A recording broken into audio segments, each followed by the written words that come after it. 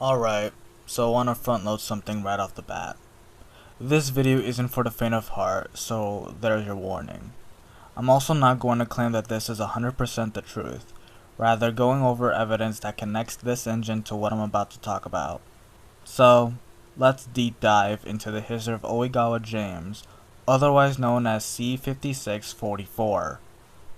So, this question seems kind of redundant, right? We already know that C5644 is Oigawa Railway James, or at least on Wikipedia it is.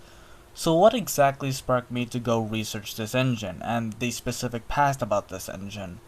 Well, it was due to an iceberg shot I found this entry on randomly.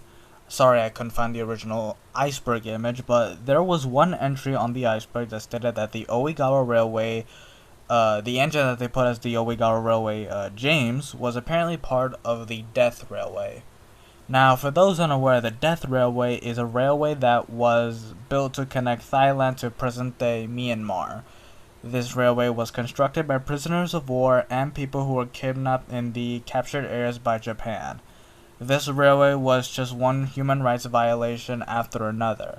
Around 345,000 people died during the construction of the railway. Now, this is an oversimplification of the history of the railway, and I strongly urge those who are watching this video to watch other videos covering this railway because I can't really describe the brutality and tragedy this railway was built on. I'm just the guy who found this out a couple weeks ago. So, is there any evidence to point that this specific engine worked on that railway? Unfortunately, yes. Yes, there is. So this website I can't really pronounce has the individual history for this specific engine, and it basically says that this engine was made on March 6, 1936.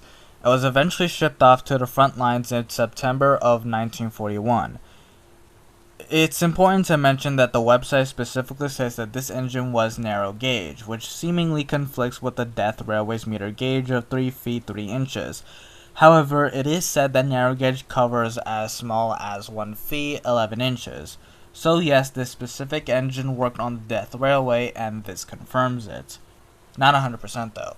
After working on the Malay line, this engine worked on the Thai Men line, and this name was another name for the Death Railway.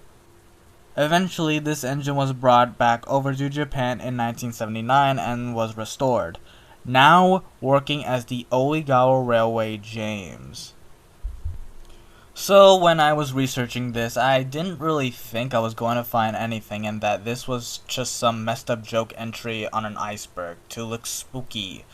But after a bit of research, I discovered that there is some truth to this claim that this specific engine worked on the Death Railway.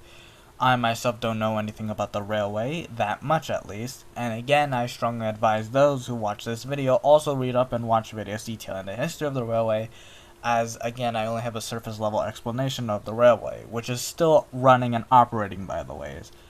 I hope you learned something from this video.